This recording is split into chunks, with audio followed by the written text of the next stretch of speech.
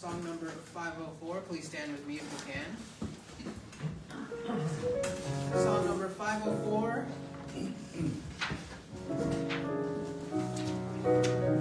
Sweet By and By, 504.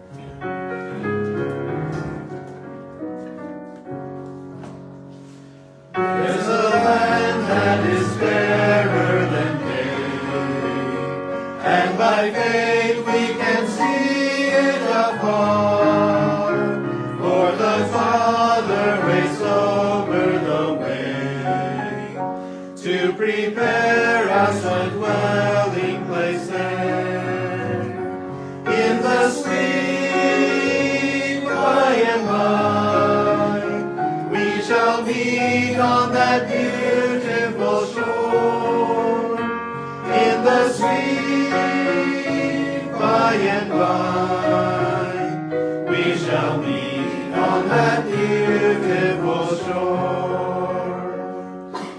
We shall sing on that beautiful shore the melodious songs of the blessed, and our spirits shall sorrow no more, not a sigh for the blessing of rest, in the sweet by and by, we shall meet on that beautiful shore, in the sweet by and by, we shall meet on that beautiful shore. To our bountiful Father above, we will offer our tribute of praise for the glorious gift of His love, and the blessings that hallow our days, in the sweet by and by, we shall meet on that beautiful shore, in the sweet by and by, we shall meet on that beautiful shore. Amen. For our next song, grab that piece of paper that was handed out to us, to all of us, just a few moments ago. The next song being, Do You Know My Jesus? Do You Know My Jesus?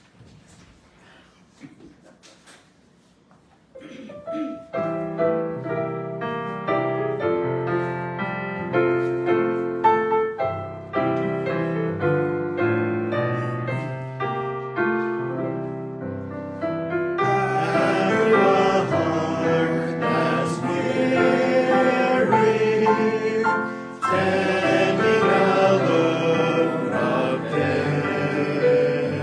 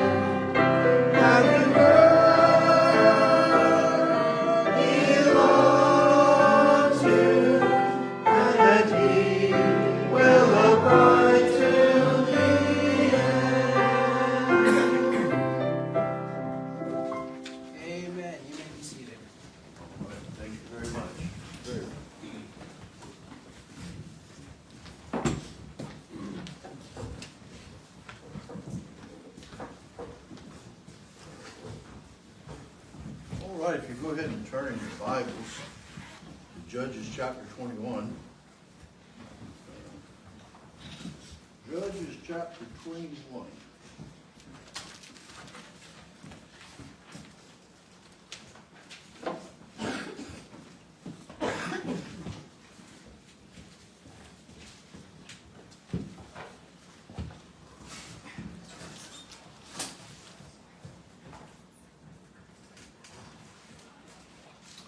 All right, Judges chapter 21, we've gotten down to verse 11.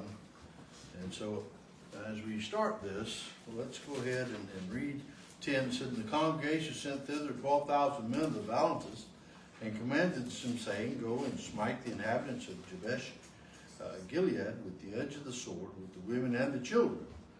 And so we understand they have a mandate, they're headed out, they're going to do what has been called upon them to do. And now in verse 11, they're getting a little bit of clarification, it's getting a little narrowed down, more acute, if you would, this command. "And this is the thing that ye shall do. Ye shall utterly destroy every male and every woman that hath lain by man." So now they have made a distinction on the women. The men have not received any relief in this narrowing or precision of the command, but the women are going to get a little bit of relief if they hit certain criteria. So it's a little more clarity given in whom can be saved from the judgment of the congregation, the judgment of God, if you would. They already know what to do, but here we have like a little reiteration, and he's saying, "And this is the thing that ye shall do." We're looking specifically at a distinction that's being made in the scope of the command. There's a distinction between the women who are married or have lain with men, which I would consider at this point to be married, but they may not, because it does not say married. It says that have lain with by man, and those that who have not. So what we're looking at is the idea that some of them possibly not, it's not mandatory, but some of them possibly may be saved through this. But he says this after that. He said, "Ye shall utterly destroy." The idea of utterly is without fail, they need to do this. They need to exterminate, they need to completely destroy every male and every woman that is lain by man. It seems to me this command requires a certain type of person to achieve it. In other words, you don't want to send just any man in there. Some people have get carried away in the moment, in the heat of the moment, and they could go too far. Some of them might have some people have personal losses and they're angry, and they go in there and they wouldn't have compassion or sparing. So what they're looking for when I read this, you need a control person. One is able to be separated to the cause, not to be emotional or even squeamish. Because when you talk about killing women, you think about this. When it says every male, what age group does that cover? All of them. Every stinking one. And that's a good southern term, stinking. So when he says every male, there is no redemption for the males out of this. They are going to be killed. It doesn't matter if they're 1 month old or 2 weeks old, whatever, they're going to die. A total annihilation of the male. Now, why would they do that? I understand why the men of fighting age, those who go to war, but why the other ones?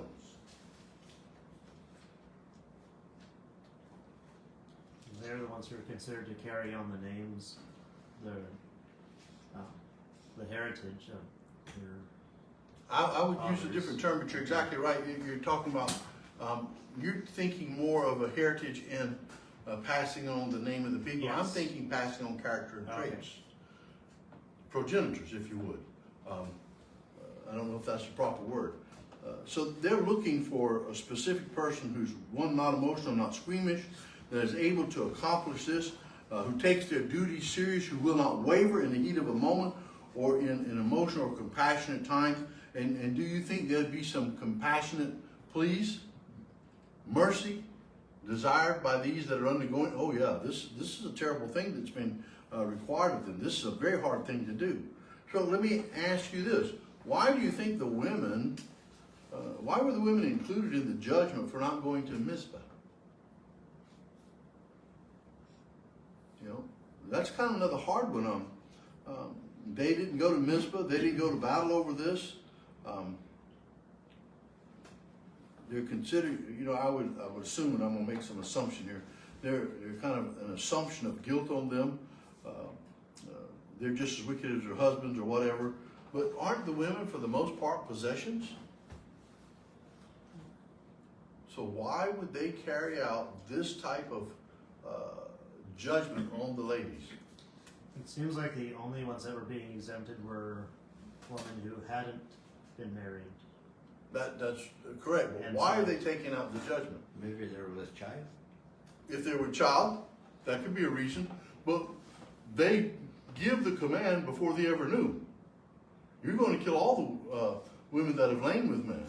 But that is a very valid point, and I'll get back to that one.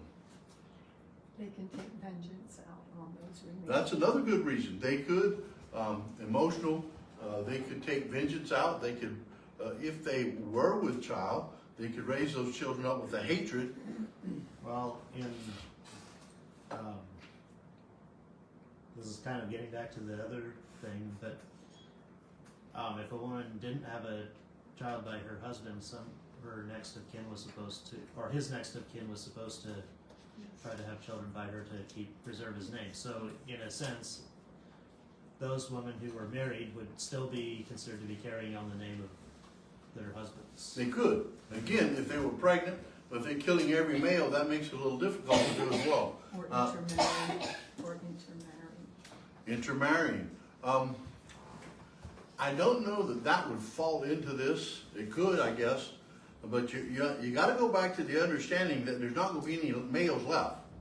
They're going to destroy these males. And destroy anything that, their progeny and anything that they owned. Yeah, there's when you look about the seed and the seed and going on, that's the how the male passes on to their seed and their seeds and their seeds, you know, that's all talking about that male passing on his lineage. So when they're gone, there is no passing on the lineage. So they can go through there literally and kill all the males and they can stop that.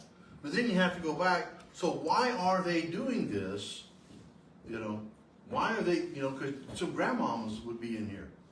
You know, they wouldn't be able to carry children anymore, you understand? You have them carrying out a very harsh judgment. I would see several legitimate reasons for the command in Israel's actions. I'm just going to pass them on. The first being, I think, the vow that the people had made not to give their daughters to the men of Benjamin. So they're going in there and they're going to follow this out and they're going to destroy these people. But that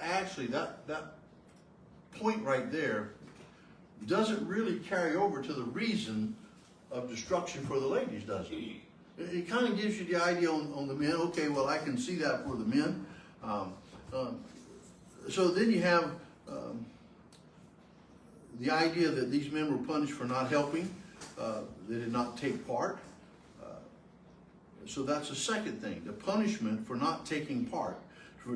They had made that agreement not to give their daughters to Benjamin, but they had also needed to judge these people for not coming to the, how do you want to say it, to help them carry out what God had commanded.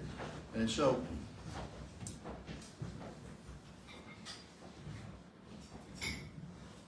I look at this as like a policing action. I think that's a kind of weak way to look at it. Policing action, so they're going in there and when they destroy this, they're doing two things.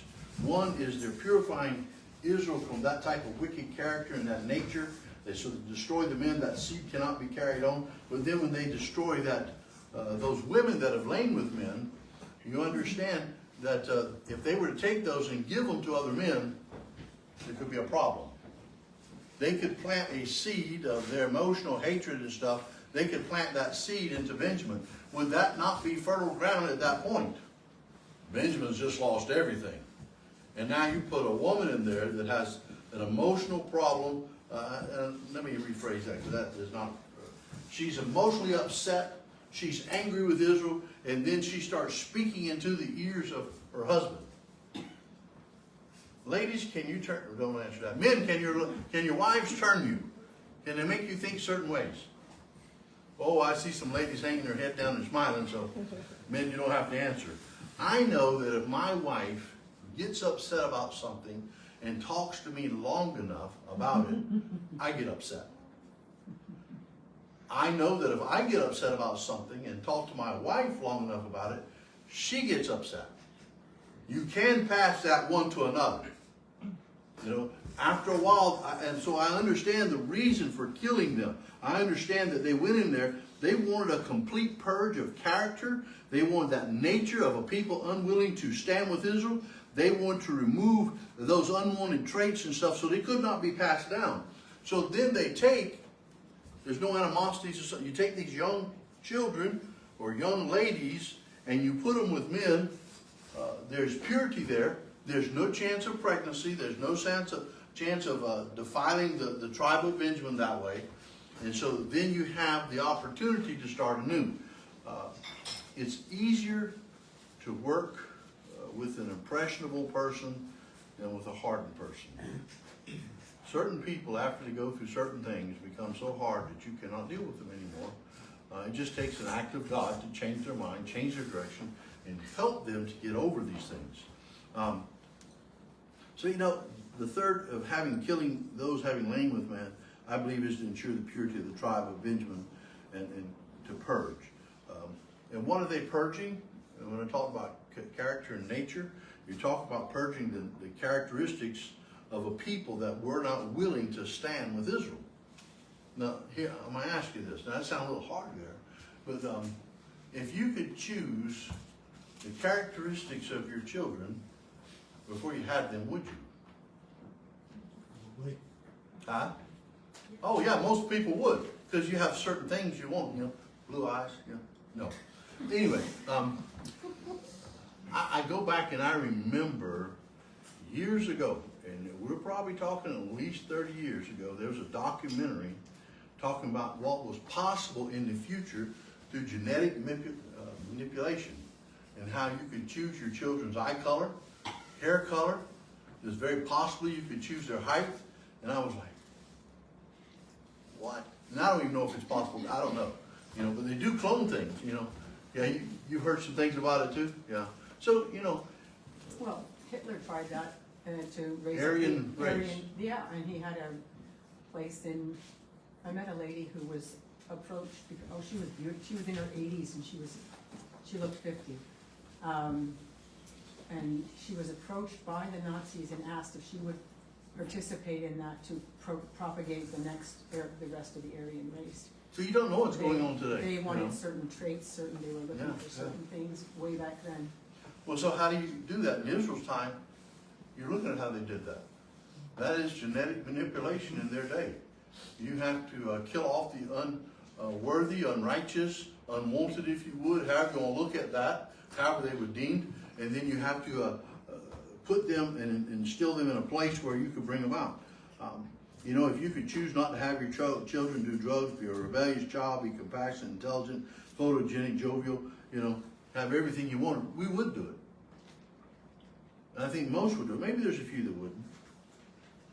But, you know, there's something else we haven't discussed about the reason they killed them all. I want you to notice something. We have not discussed it, nor has the Bible brought out this point at this time. Were the people of the camp of Jabesh Gilead, were they intermarried with the inhabitants of the land? Now, before you think too much on that, let me refer you back to verse 8. I'll read it to you. What one is there of the tribes of Israel that came not up to Mizpah to the Lord? And behold, there came none to the camp of Jabesh Gilead to the assembly. There should be something that jumps out at you right now. It did for me as I was studying. They say the camp of Jabesh Gilead. Never is there ever mentioned a tribe.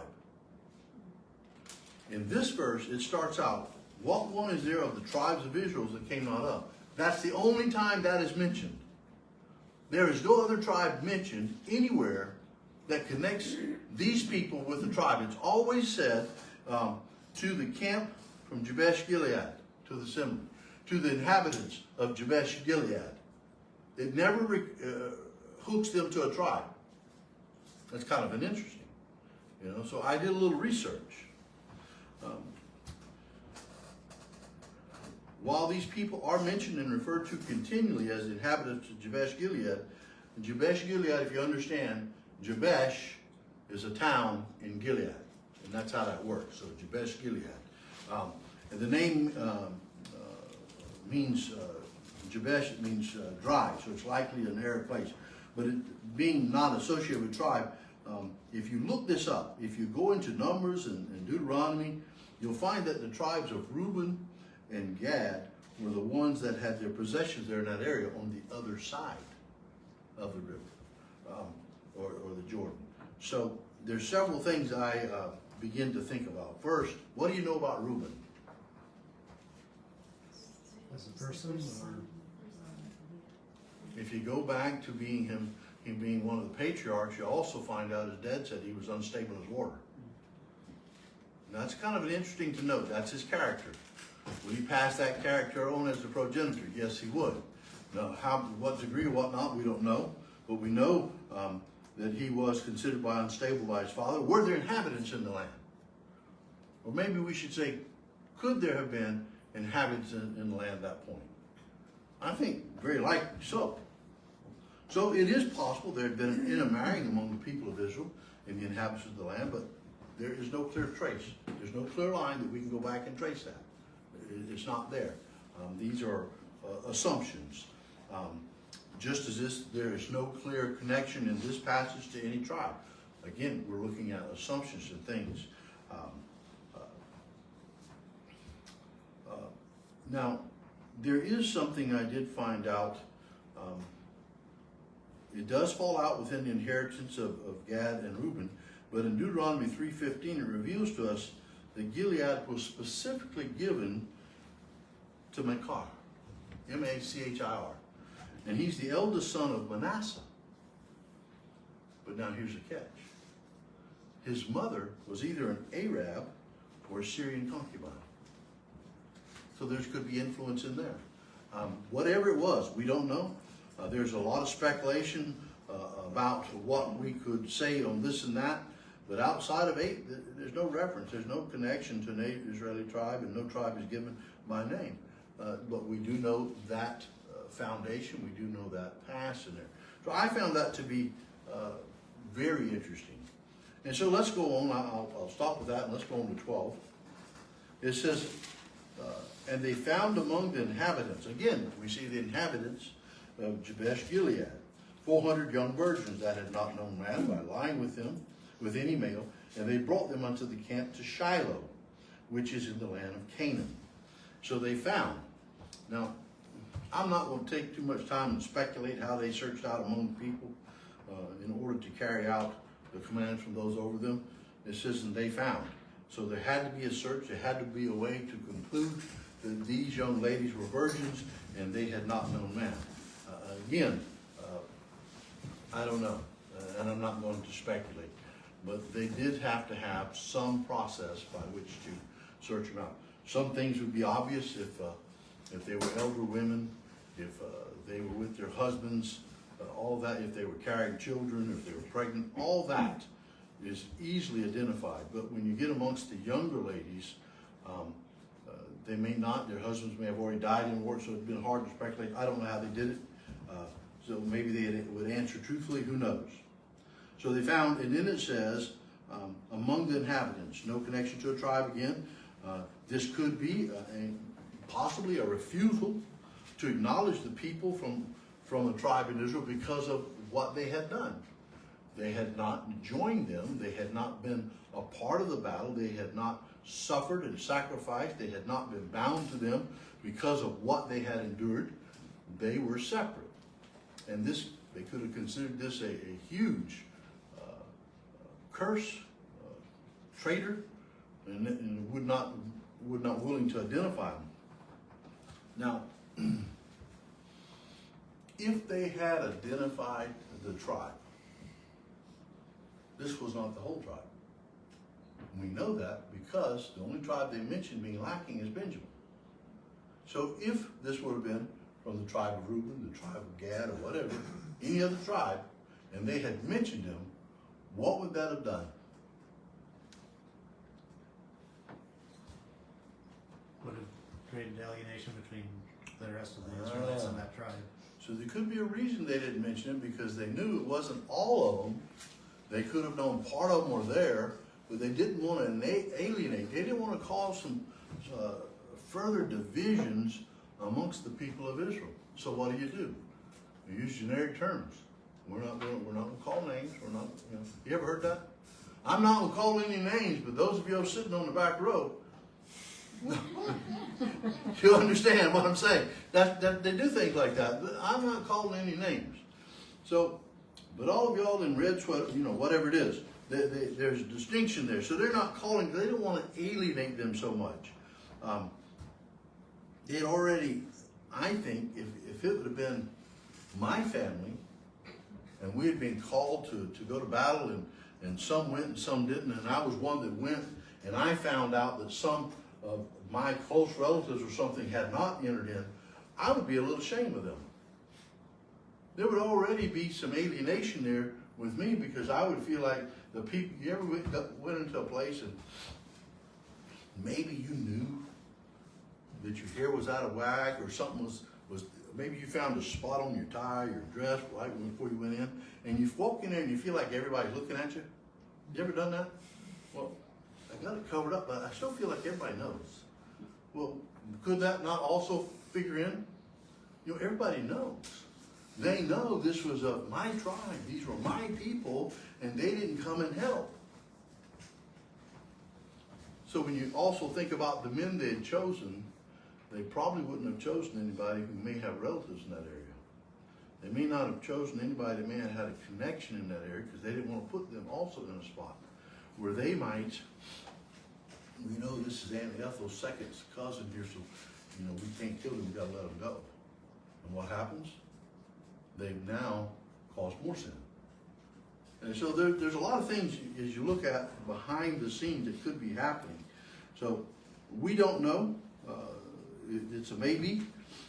But we do notice that they found 400 young ladies, young virgins, those who could be considered pure, unblemished, those who I would think would not have carried emotional baggage, would not have been at a point where they would have any hatred or bitterness or looking to take out vengeance. They would have been more, I just go back to the word pure, more open. I kind of would like to think of, know how they thought. In the midst of all this, everybody's dead. It's a bloodbath. You're a captive now, and there's 400 of you. What are they going to do with us? What are they thinking? It's got to be a pretty tough time for them. But what would they be willing to do? I would, in my mind, I would think, you know what? My whole life is gone. There's no going back. The men of Benjamin had no way to go back. The city was burnt. Their families were dead. If they were married, their wives were dead. Their kids were slaughtered. You understand? There's no going back from that. What do you do when there's no going back?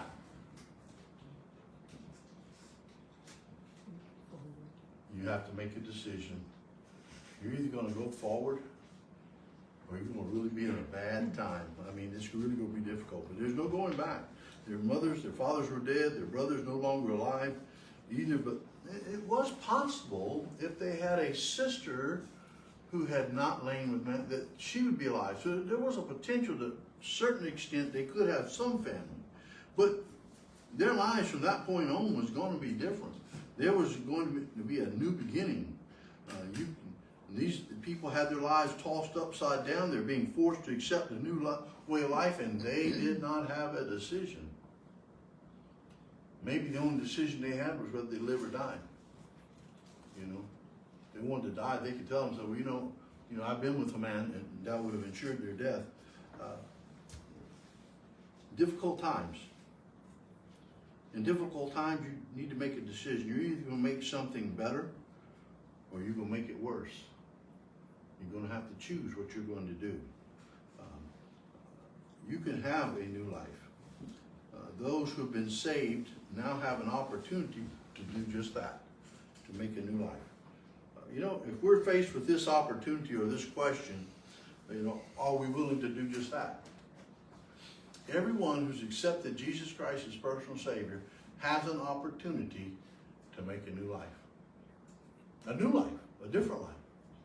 Here's the thing, here's the decision you're going to make in that. It's just like here. You're either going to choose and determine in your life to make a change and become better, or you're going to choose to continue in some of the things you've done and be no better than what you were.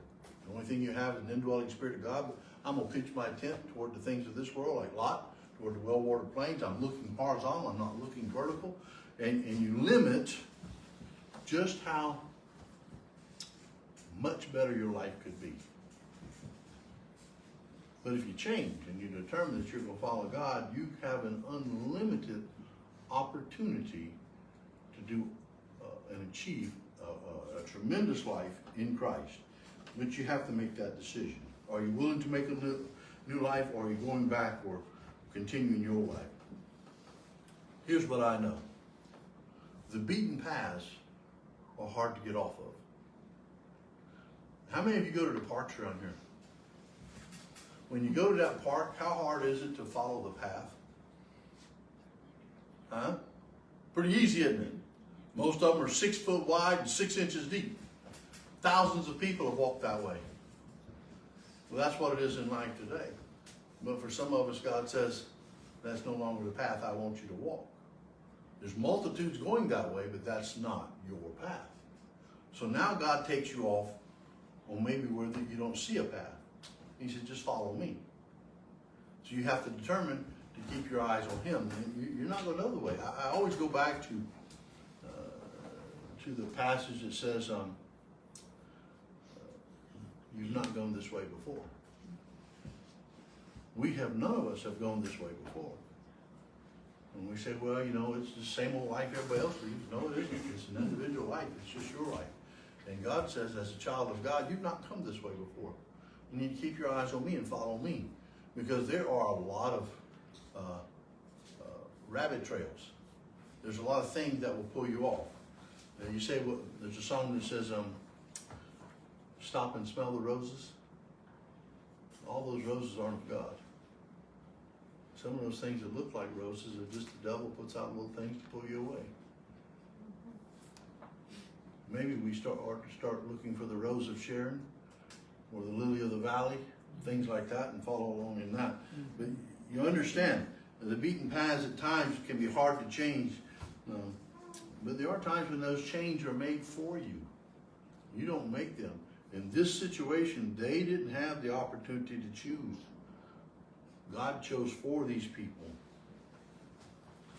And by the way, it does take courage to change. It says if they found among the inhabitants of Jabesh Gilead 400 young virgins that had not known man by lying with any male. They had not known man perchance, by chance. They had not been married. Maybe they weren't of age. But that decision or that, you know, it's kind of hard to say because they weren't in a place where they were married. So either they hadn't got married yet or they had not reached the age of marriage, whatever it was. But they are, and I don't really like to say by chance. I like to chances is like, I don't like that. God ordained this in the way it is. And so when we look at this, we understand that God orchestrated this, that there were 400 young women, young virgins who had not known man by lying with any male. They could have been old enough to be married, weren't married, but yet had chosen not to be an impure person, an immoral young lady. There could have been younger ladies than some of these who chosen to go an immoral path, and they had lost their lives because of it. So the choices could have also played a part in there. And it says they brought them unto the camp of Shiloh. What was Shiloh? Where the tabernacle was. It's where the tabernacle was.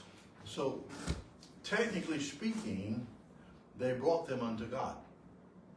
So they took them from where they were, among those inhabitants that weren't doing what God would have, and they brought them in the right direction. They began to bring them to a place and to a direction. Now it says, camp unto Shiloh, which is in the land of Canaan. I don't really have a lot of good to say about Canaan, but we understand there was a difference. There's a difference in place, a difference in location. Then we go to 13. It says, and the whole congregation sent some to speak to the children of Israel. Benjamin, excuse me. So now what we have is we have part of a solution coming forth with the 400 young ladies. That's part of a solution. The solution is that they need to have wives for 600, so they have part. And so right now they're able to be a help, but apparently they haven't spoken to these men yet. Now why would they not have spoken to them yet?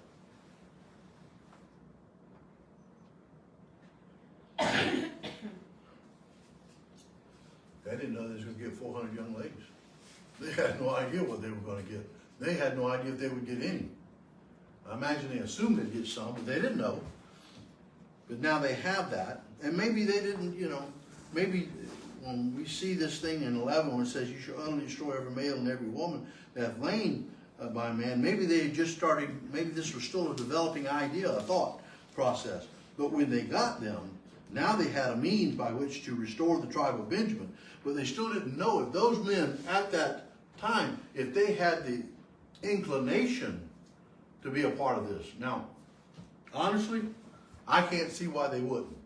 All right? They're in a terrible position.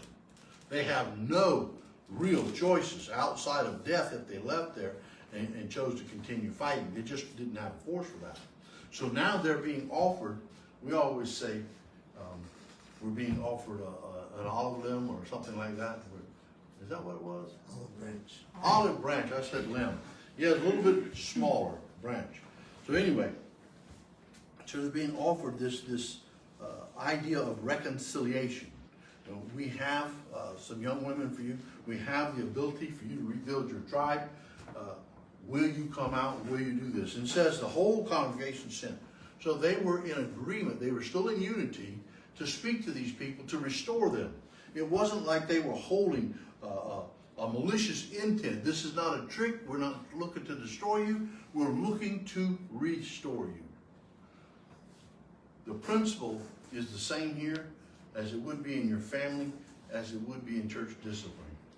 We're looking to punish the sin, but restore the individual. We're not looking to destroy God's people. We're looking to restore God's people. And so the whole idea is still the same. So they sent to speak to the children of Benjamin that were in the rock. Those who were in the rock remnant. Those who had escaped and had survived and were now held up. And they began to call peaceably unto them. I don't know how long this took. I would imagine that if I had just gone through a terrible battle and I had just seen my whole life destroyed, the city I'd been born and raised in to be totally destroyed, my family gone, all my friends. I don't know if just a peaceable call would have been enough. Think about it.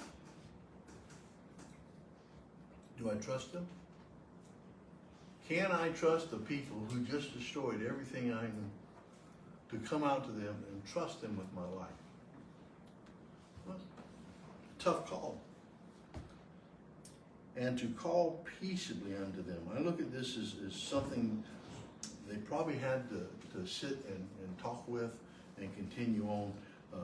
I don't think it was a one-time deal, but they sent to speak to the children. It doesn't say how many they sent. It doesn't say what kind of representative they had, whether it be 1,200, whether it be 50, whether it be 2. It doesn't tell any of that time. But it does tell in 14 the fruition, what came to fruition by them trying to reach out. And Benjamin came again at that time. So apparently there wasn't a whole lot of time that transpired, but that they were willing to reach out and talk peaceably, and maybe they had to reveal their heart. Maybe they had Who knows what they had to say? But whatever they said revealed the heart that Benjamin thought they could trust. Because it tells us that Benjamin came again.